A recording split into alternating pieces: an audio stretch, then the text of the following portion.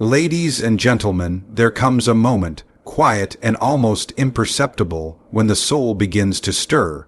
It may happen on an ordinary Tuesday as you rinse the breakfast dishes, or in the stillness before sleep overtakes you. But there it is, a whisper not in the ear, but in the deep place where thought meets eternity, a sense that something is shifting, that you are no longer at ease where you once felt at home.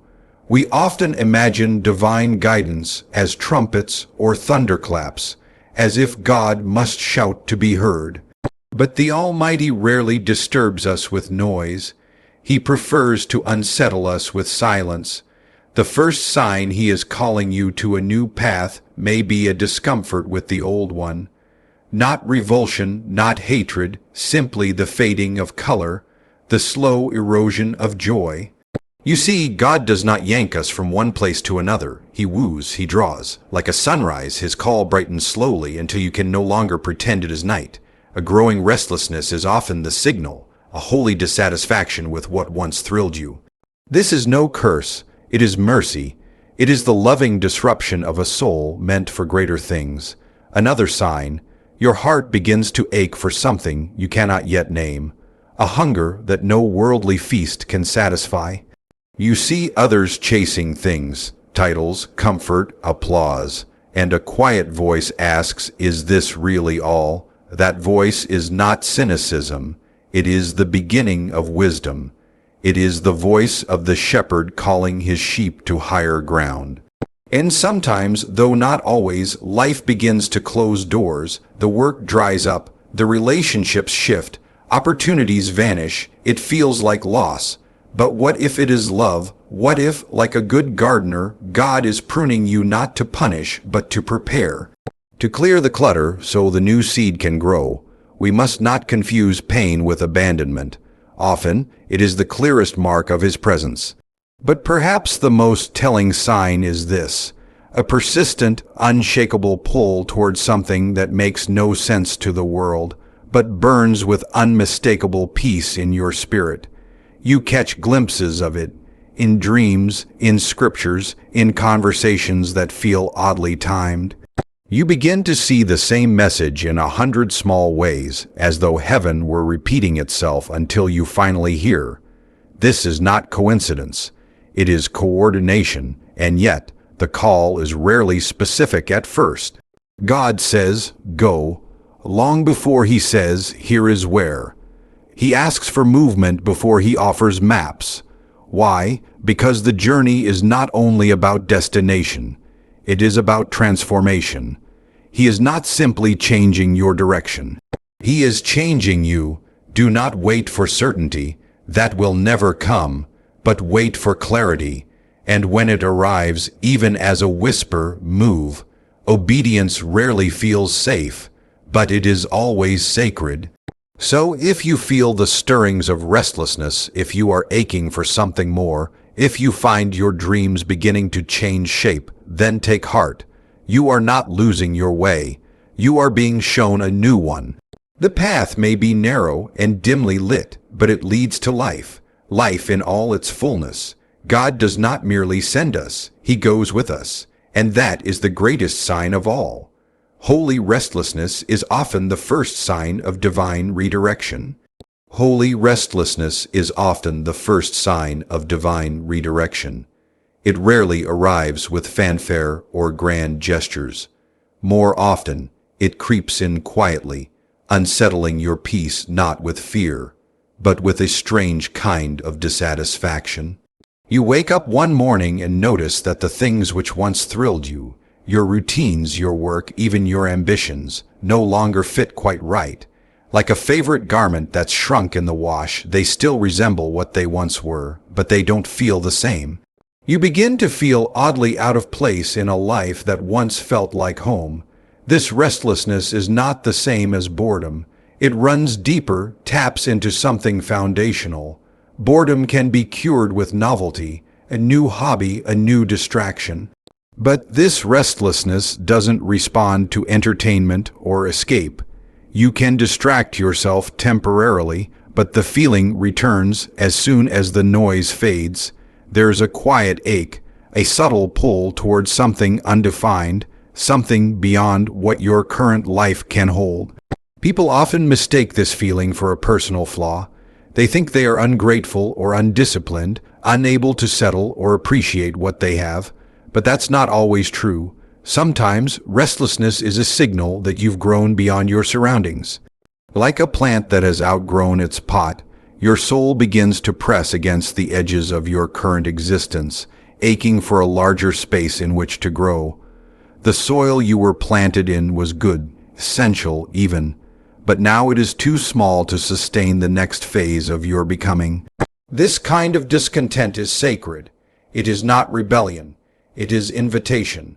An invitation from the divine to begin again, to release what has served its purpose and make room for something new. And yet, because it is sacred, it does not force itself upon you. It whispers rather than shouts. It does not demand, it stirs. It is entirely possible to ignore this kind of restlessness, to bury it under layers of activity and denial. But those who listen, those who pause long enough to feel its full weight, begin to sense that God may be near, not in comfort, but in disruption. When God calls you to a new path, He often begins not by revealing the destination, but by making the current road uncomfortable. This is His mercy, not His punishment. If He let us stay too long in places we've outgrown, we would stagnate. We would settle for less than we were created for, so He unsettles us, not to confuse us, but to wake us. The restlessness is not a sign that something has gone wrong.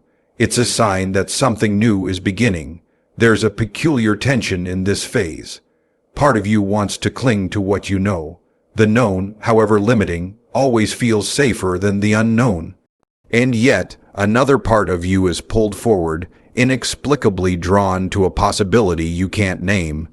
This is where faith is tested, not in the leap itself, but in the waiting, in the in-between place where you're no longer at peace with where you are, but not yet certain where you're going. It is here, in this liminal space, that trust begins to take root. Restlessness also humbles us. It reminds us that we are not the masters of our own calling. We may have plans, 5-year goals, and carefully constructed dreams, but God is not obligated to honor the maps we draw. When He interrupts, it is rarely on our schedule. He invites us to release control, to loosen our grip on the life we thought we were supposed to have, and to begin listening for the one He is gently revealing instead. This divine restlessness also reorients our desires. It doesn't simply push us away from something. It pulls us towards someone. We may think we are looking for a new job, a new city, a new rhythm. But beneath all those external shifts, the real calling is toward deeper intimacy with God Himself. He unsettles our external life so we might seek Him in a deeper way. He knows that if everything around us remains easy and predictable, we'll be tempted to drift into spiritual sleep. Restlessness wakes us up. It reminds us that we were not made merely to function. We were made to follow. Sometimes, people around you won't understand your restlessness. They will see your life from the outside and wonder why you can't just be content. You may even try to convince yourself they're right, but the soul knows. The soul knows when its time has come. And while the mind may bargain and the heart may hesitate, the spirit will keep nudging. Not with pressure, but with persistence. This is not about ambition. It is not about chasing after novelty for novelty's sake. It is about obedience. Holy restlessness is not aimless. It is not a wandering for the sake of escape. It is a movement inspired by something greater, something more eternal. It is a longing for alignment, for purpose, for deeper communion with the one who shaped your soul and knows where it must go next. The discomfort is not the absence of God. It is the presence of His hand, gently loosening your grip on what must be left behind. The beauty of this restlessness is that it often arises just before the door opens. Before the road appears, before the sign becomes clear, there is the stirring. God prepares us inwardly before He moves us outwardly. He stirs the waters of our heart long before He parts the sea. The movement begins not with our feet, but with our spirit. A soul stirred by holy restlessness is already in motion, even if it hasn't yet taken a step. God prunes not to punish, but to prepare. God prunes not to punish, but to prepare. This is one of the most misunderstood truths about the divine way of working in our lives. When something is taken away, a role, a relationship, an opportunity, we are quick to assume it is a sign of failure, of judgment, or perhaps some mistake we must have made along the way. But pruning, by its nature, is not an act of destruction. It is an act of cultivation. It is the careful and intentional removal of what is no longer useful in order to allow for greater fruit to grow. To the untrained eye, pruning can look violent. A branch that once flourished with leaves and blossoms is suddenly cut back, stripped down, reduced. There is a starkness to it, a nakedness that feels unnatural, and yet the gardener knows what the branch does not, that unchecked growth can become tangled, heavy, and eventually unfruitful. A plant left entirely to itself will often produce much foliage but little fruit. Its energy will be scattered, its potential wasted, so the gardener steps in, not out of frustration, but out of hope. In the same way, God sometimes allows seasons of reduction in our lives not to shame us, but to shape us. He removes things we've come to rely on, not because they were evil, but because they were hindering what could be. The job that gave us identity, the friendship that offered comfort but no growth, the rhythm that was familiar but no longer fruitful. All of it may have once served a purpose, but now it is being removed so something new, something deeper, may come forth. Pruning is personal. It is not a general rule applied to all. What God chooses to remove in one person's life, He may leave untouched in another's. This can be difficult to accept. We may look at others and wonder why they seem to flourish untouched while we are being cut back. But comparison only clouds clarity. The gardener prunes each branch according to its own need, its own purpose, its own design. What is unnecessary for one may be essential for another. God's work is always precise, never careless. Often, we only understand the pruning in hindsight. In the moment, it feels like loss, sometimes unbearable loss. It is hard to let go of what has been a part of you, especially when it has offered security or identity. But God is not just trimming away excess. He is making space. He is clearing away what cannot go with you into the next season. He is lightening your load so that your roots can go deeper, your fruit can grow stronger, your spirit can breathe again. There is pain in the cutting. We cannot deny that. Faith does not mean pretending the pruning doesn't hurt. It means trusting that the pain has a purpose, that the one holding the shears is not angry but loving, that his hand is steady and his eye is fixed not on what is being taken away, but on what is being made possible. If we could see what he sees, we would welcome the cutting. We would even ask for it. Sometimes the pruning affects areas we thought were permanent, a role we thought we'd hold forever, a relationship we assumed was central to our calling. Even parts of our personality or patterns of thinking that we believed were essential. But God sees beyond what we think we need. He sees what is holding us back. He sees the growth we can't yet imagine, and He removes anything that would crowd it out. It is tempting to try to reattach what God has already pruned, to cling to the old season, to rebuild the broken branch, to restore what was never meant to last. But this only delays the fruit. There is a wisdom in letting go, in surrendering the shears to the hands of the gardener, in choosing to believe that what is being removed is making way for what is more vital, more alive, more aligned with who we were created to be. This divine preparation is not just about external fruitfulness. It is about inner transformation. Sometimes God prunes not what is visible to others, but what lies hidden in the heart: pride, fear, control, self-reliance. These are not cut with outward scissors, but with inner conviction. The Spirit begins to press on us to show us what must go, not to make us smaller, but to make room for deeper faith, truer love, clearer vision. And yet, in the silence that follows the pruning, doubt often creeps in. Was it really God who took this away? Or did I just fail? Could I have done something to keep it? These questions are natural, but they must not lead us to despair. The absence of something does not always mean its loss was a mistake. Sometimes the absence is the very evidence of God's careful hand. What He removes with purpose. What He allows to be lost, He allows to make space for something better rooted in His will. Growth does not always look like progress. Sometimes it looks like decrease. Sometimes it looks like waiting in the dark with bare branches, unsure of whether the spring will come. But the gardener knows the seasons. He knows when to prune, and He knows when to bring the harvest. The branch must simply abide, even when it feels like nothing is happening, especially then. Faith in the pruning season means resisting the urge to panic, to perform, to replace what was lost with something quick and shallow. It means staying rooted in trust, allowing the discomfort to refine you rather than run from it. It means remembering that what looks like an end may actually be a beginning in disguise. The gardener is not finished. He is only just beginning. The call of God begins as a whisper, not a command. The call of God begins as a whisper, not a command.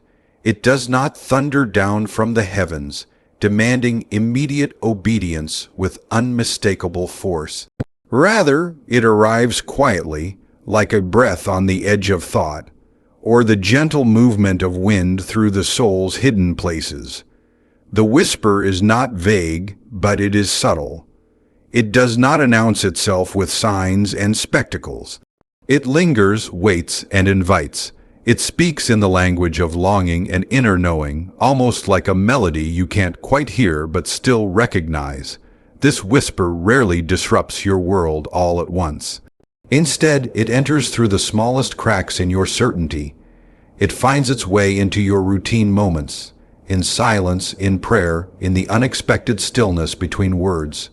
You may find it as you walk alone, wondering why your heart feels heavy despite everything appearing fine on the surface. You may sense it in the shift of desire, in the strange way your spirit seems to lean towards something you haven't yet named. God's call is not always a voice you hear. Often, it is a change you feel. The whisper is gentle because God respects the freedom He gave you. He could speak in a way that makes resistance impossible, but love never coerces. Instead, He chooses to call you in a way that leaves room for choice, room for discernment, room for your spirit to respond rather than merely react. This is not because He is indifferent to your answer, but because He treasures your will. He wants not mere obedience, but relationship, a partnership of trust, not submission born of fear. The problem is not that God does not speak clearly, but that we do not always know how to listen. We look for clarity in the spectacular when often it's hidden in the stillness. We expect God to override our chaos when He waits for us to quiet it. The whisper is not absent. It is simply drowned out by noise, the noise of ambition, of distraction, of endless opinion. And so the first step toward hearing is not to ask God to speak louder, but to become quieter. God's whisper often speaks through restlessness, that soft unease that won't let you settle. It's not loud, but it's persistent. You try to push it aside with logic, but it keeps returning. You try to numb it with busyness, but it waits for you in every pause. Sometimes it's a question, what if you were made for more than this? Sometimes it's a nudge, go back and forgive. Other times it's a vision, faint but persistent, of a different kind of life, one more in tune with who you truly are. The whisper may also come through repetition. You hear the same theme in a conversation, in a passage of scripture, in a song, in your own thoughts. Different voices, same message, it follows you. You don't go looking for it, but it finds you. The words aren't loud, but they're unmistakable in their consistency. That is not coincidence. That is the whisper moving closer. There is also a strange peace that often accompanies this quiet call. Not the peace of perfect circumstances, but the peace that comes from resonance.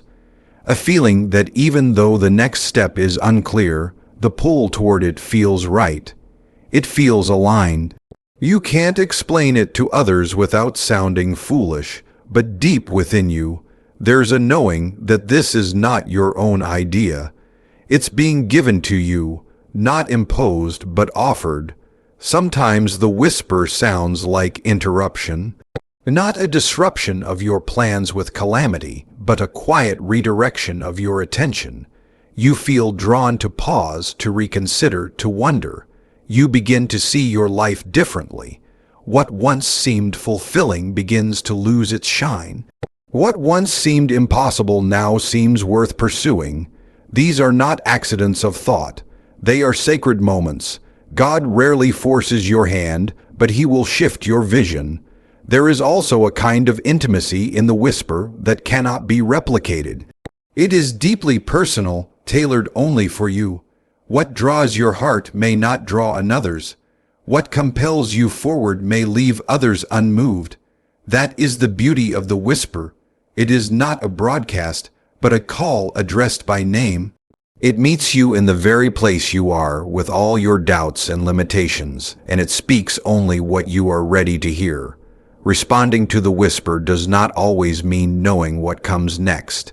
It often means simply acknowledging its presence. It means turning your attention toward it, choosing to believe it is not your imagination.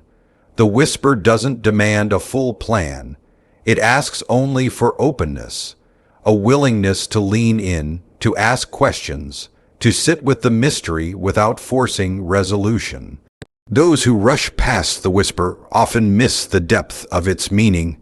Those who stay with it find that it begins to grow louder, not in volume, but in clarity. And yet, even in clarity, the whisper remains gentle. It never shouts, it does not threaten, it does not manipulate, it trusts you to respond, it invites rather than insists, it offers rather than commands. The call of God does not seek to overwhelm your will, but to awaken it. That awakening begins not with grand pronouncements, but with the still, small voice that stirs when all other voices fade. We often wait for God to give us a roadmap, but He begins with a single word. We long for certainty, but He offers presence. He whispers not because He is far, but because He is near, closer than your breath, nearer than your thoughts, so close that shouting would be unnecessary. The whisper means He is already with you. What remains is for you to recognize His voice,